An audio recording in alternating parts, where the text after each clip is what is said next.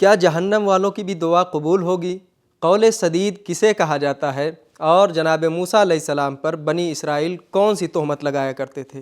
آئیے جانتے ہیں ان سوالوں کے جوابات کے بارے میں ہمارے آج کے اس ایپیسوڈ میں۔ بسم اللہ الرحمن الرحیم۔ محترم ناظرین، سلام علیکم۔ سبیل قرآن کے اس تفسیری پروگرام میں ایک بار پھر آپ کو خوش آمدید کہتے ہیں۔ آج آپ کے سامنے سورہ احزاب کی آیت نمبر 68 سے 71 تک کی تفسیر لے کر حاضر ہوئے ہیں۔ تو آئیے سب سے پہلے اس سورہ کی آیت نمبر 68 اور 69 کی تلاوت کو اس کے ترجمے کے ساتھ سنتے ہیں۔ کتاب انزلناه الیک مبارک لیدبروا آیاته ولیتذکر اولو الالباب۔ بسم اللہ الرحمن الرحیم۔ ربنا آتهم ضعفين من العذاب والعنهم لعنا كبيرا۔ يا أيها الذين آمنوا لا تكونوا كالذين آذوا موسى فبرأه الله مما قالوا وكان عند الله وجيها۔ پروردگارا، ان لوگوں پر دوہرا عذاب نازل کر اور ان پر بڑی سے بڑی لعنت کر۔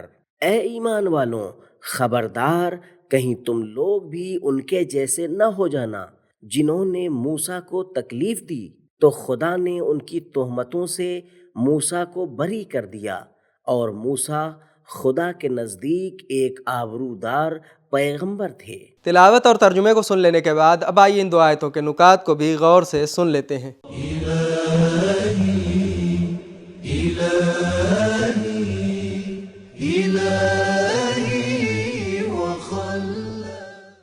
آیت نمبر 57 میں پیغمبر کو اذیت دینے کی بات ہوئی، اور اس آیت میں تاکید ہوئی ہے کہ تم لوگ بھی بنی اسرائیل کی طرح نہ ہو جانا جو موسیٰ کو اذیت کرتے تھے۔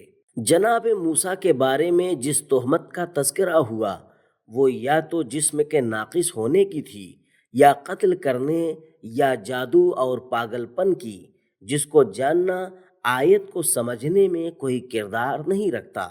بڑی لعنت شاید وہی لعنت ہے جو سورہ بقرہ کی آیت نمبر 161 میں بیان ہوئی ہے۔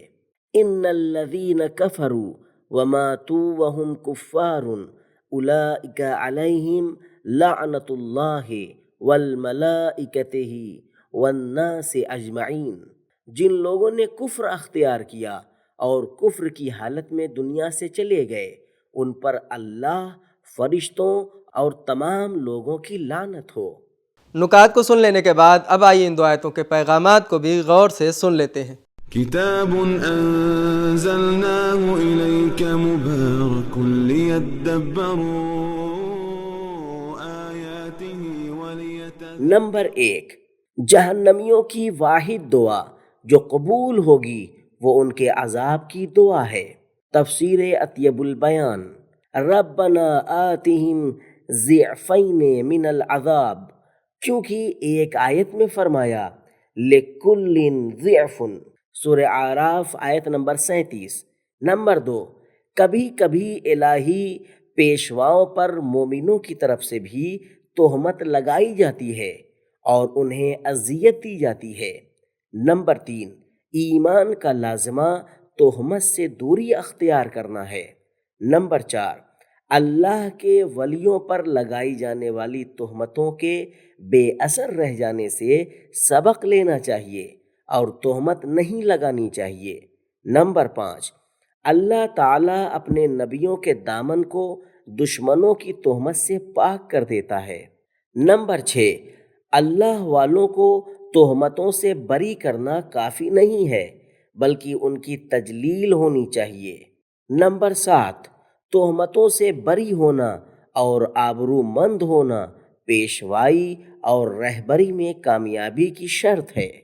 نمبر 8، اگر کسی کو کوئی ذمہ داری دے کر کہیں بھیجا ہے تو اس کی حمایت کرنا بھی ضروری ہے۔ اب آئیے سورہ احزاب کی آیت نمبر 70 اور 71 کی تلاوت کو اس کے ترجمے کے ساتھ سنتے ہیں۔ يا أيها الذين آمنوا اتقوا الله وقولوا قولا سديدا يصلح لكم أعمالكم ويغفر لكم ذنوبكم ومن يطع الله ورسوله فقد فاز فوزا عظيما۔ اے ایمان والوں، خدا سے ڈرتے رہو اور جب کہو درست بات کہا کرو، خدا تمہاری کارگزاریوں کو درست کر دے گا اور تمہارے گناہ بخش دے گا، اور جس نے خدا اور اس کے رسول کی اطاعت کی تو وہ اپنی مراد کو خوب اچھی طرح پہنچ گیا۔ تلاوت اور ترجمے کو سن لینے کے بعد اب آئیے ان دو آیتوں کے نقطے کو بھی غور سے سن لیتے ہیں۔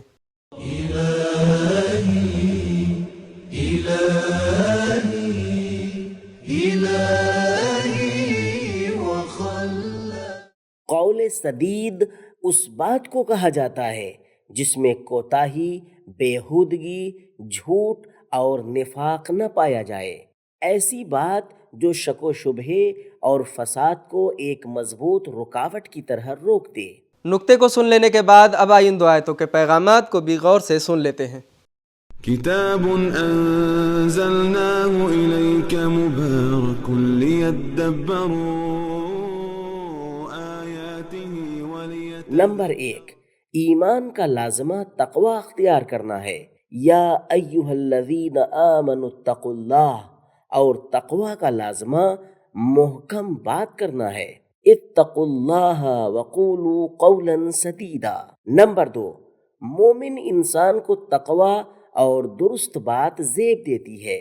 نمبر 3، ایمان کی علامت ظاہری بھی ہے قولا سدیدا اور باطنی بھی اتقوا اللہ۔ نمبر 4، درست بات کا مطلب صرف اچھے الفاظ نہیں بلکہ مطلب بھی اچھا ہونا چاہیے۔ اصل میں انسان کی فکر اور سوچ محکم ہونی چاہیے۔